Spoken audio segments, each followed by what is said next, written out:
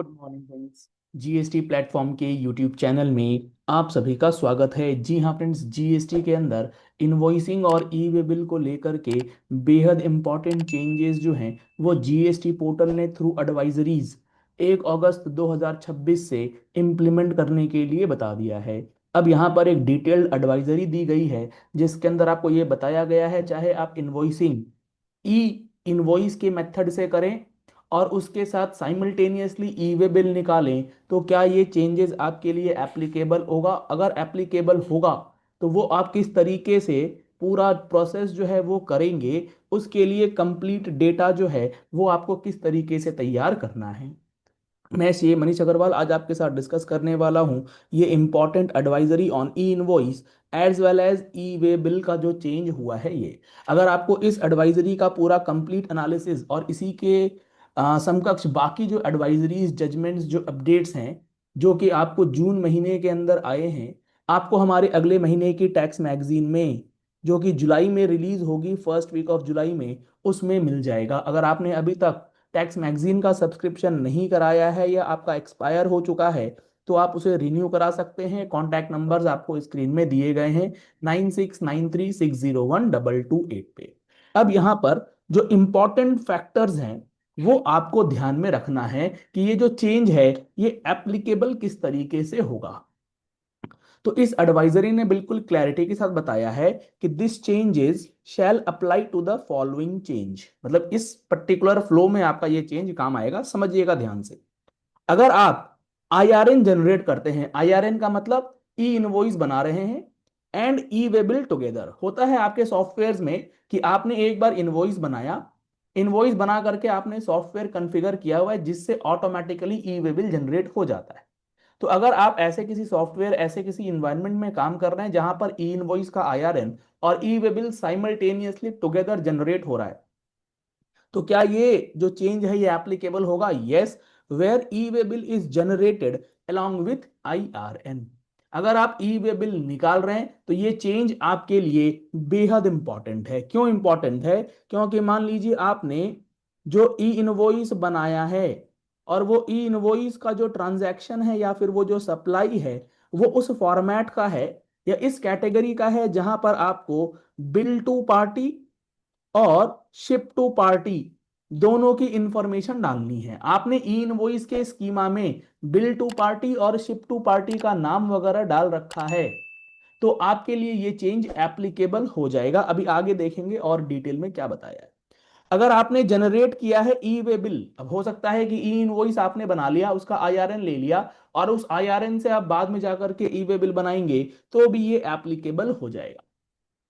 अगर आप ई इनवॉइस नहीं बना रहे, आप नॉन ई इनवॉइसिंग वाले कैटेगरी में है बट आपका transaction bill to ship to है, तब भी आपके ऊपर ये प्रोविजंस, ये एडवाइजरी एप्लीकेबल है। कॉम्बिनेशन ट्रांजैक्शन है, bill to ship to, bill from dispatch from, यानी कि बिल कहीं से हो रहा है, शिप कहीं हो रहा है, माल कहीं से उठ रहा है, डिस्पैच कहीं से हो रहा है, तो वहां पर भी ये सारी चीजें एप्लीकेबल हो जाएंगी। अब जो सबसे इंपॉर्टेंट पैराग्राफ है ई वे बिल से रिलेटेड और ई इनवॉइस से रिलेटेड, वो समझिएगा कि चेंजेस जो हैं वो आईआरएन यानी कि ई इनवॉइस निकालते समय आपको क्या चेंज करना है और कंसिक्वेंट ई वे बिल में क्या चेंज होगा।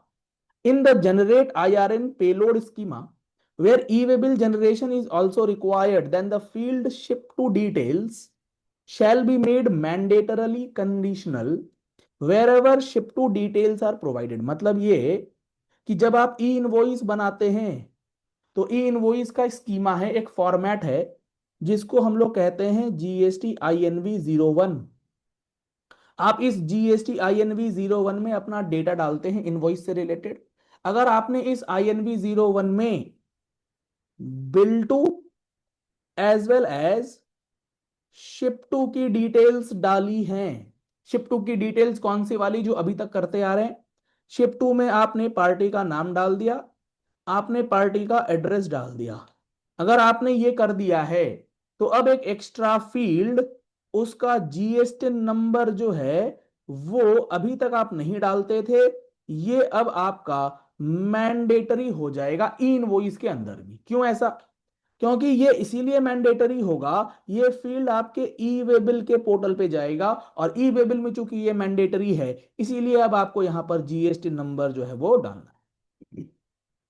Accordingly where ship to legal name and ship to GST address are provided in the E invoice schema जो INV01 है, and E way bill generation, और इस ट्रांजैक्शन के लिए आपका ई वे बिल रिक्वायर्ड है, then ship to GSTN shall also be required. एक ऐसा केस हो सकता है कि आपका बिल टू शिप टू का ट्रांजैक्शन है, ई इनवॉइस निकल रहा है, but E way bill not required है, तब भी क्या आपको इस जीएसटी नंबर का शिप टू जीएसटीएन देना मैंडेटरी है? नहीं। आपको ना ई वे बिल से कनेक्ट करना है कि ई वे बिल में चूंकि जीएसटी नंबर डालना मैंडेटरी किया गया है शिप टू में, तो जहां जहां ई वे बिल निकलना है, सिर्फ वहीं वहीं शिप टू का डिटेल्स भी ई इनवॉइस के अंदर जाएगा। सर अगर हमारा जो जीएसटी नंबर डालने वाली बात है, अगर शिप टू पार्टी रजिस्टर्ड है तब तो डाल देंगे, अगर वो अनरजिस्टर्ड है तब क्या करेंगे?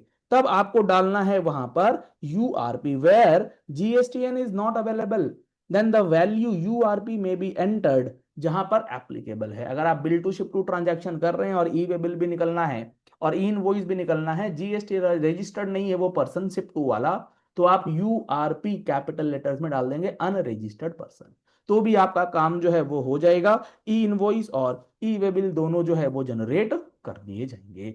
Validation of ship to GSTN, जो आप शिप टू जीएसटीएन डालेंगे उसको वैलिडेट करेगा पोर्टल। इस वैलिडेशन के अंदर आपको ध्यान में रखना है कि बिल टू पार्टी और शिप टू पार्टी, अगर आपने बिल टू शिप टू का ट्रांजैक्शन ले रखा है, अब देखो ना, further in bill to ship to transactions the GSTN entered in ship to GSTN field should not be the same as GSTN entered in bill to field. अगर आपने form of transaction में bill to ship to select कर लिया, तो bill to का GSTN और ship to का GSTN has to be different. आप कहते हैं नहीं सर जो बिल टू है वही शिप टू में है, तो फिर आपको ऊपर जो आपका बिल टू शिप टू वाला ट्रांजैक्शन फॉर्म है उसको हटाना होगा, वो नॉर्मल है। तो आपको ये चीज ध्यान में रखनी होगी, नहीं तो आपका ई वे बिल और ई इनवॉइसिंग जो है वो नहीं हो पाएगा, उसमें एरर्स जो हैं आने के चांसेस रहेंगे। Valid ship to GSTN entered and different from bill to GSTN, valid होना चाहिए वो ship to GSTN number, cancel नहीं होना चाहिए, इनवैलिड नहीं होना चाहिए, और बिल टू जीएसटीएन से डिफरेंट होगा तो वो एक्सेप्ट कर लेगा जीएसटी पोर्टल। अगर आपने इनवैलिड डाल दिया है तो रिजेक्ट कर देगा, सेम जीएसटीएन डाल दिया आपने दोनों में तो नॉट परमिटेड। अगर आपका यूआरपी है तो आप यूआरपी जो है वो फीड कर सकते हैं।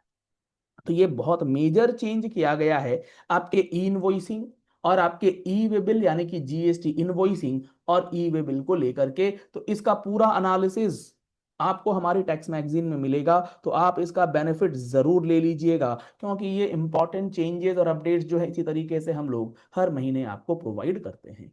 और ये ई वे बिल के रूल्स, ई इनवॉइसिंग के रूल्स, और इसी के साथ साथ जीएसटी के अंदर जो भी आपको सेक्शंस और रूल्स को लेकर के कंफ्यूजन्स हैं उसकी क्लैरिटी अगर आप चाहते हैं, एक एक सेक्शन एक एक रूल को डिटेल में समझना चाहते हैं, तो आप हमारा जीएसटी का महारथी बैच 2026 जो ऑनगोइंग है, जिसके अंदर live as well as recorded sessions आपको दिए जा रहे हैं विथ 1 ईयर वैलिडिटी, उसको एनरोल करा सकते हैं, जिसके अंदर आपको लगभग 200 घंटे से ज्यादा की क्लासेस जो है प्रोवाइड की जा रही है, including each and every topic. अगर आपको जीएसटी का फुल कोर्स ज्वाइन करना है तो आप हमारी टीम से कांटेक्ट कर सकते हैं, या फिर आप हमारा mobile application GST platform download कर सकते हैं। लिंक आपको वीडियो के डिस्क्रिप्शन बॉक्स में दिया गया है। पहली बार आए हैं हमारे यूट्यूब चैनल पर, हमारे चैनल को फॉलो कर लीजिए, सब्सक्राइब कर लीजिएगा नोटिफिकेशन बेल के साथ, ऐसे ही इंपॉर्टेंट एंड प्रैक्टिकल वीडियोस के लिए। और इस वीडियो को ज़्यादा से ज़्यादा लोगों तक शेयर कीजिएगा, क्योंकि इनवॉइसिंग और ई वे बिल से रिलेटेड ये नए प्रोविजन जो हैं जैसे ही इंप्लीमेंट होंगे बहुत ज़्यादा कन्फ्यूजन जो है वो आने वाली हैं। Thank you and have a nice day.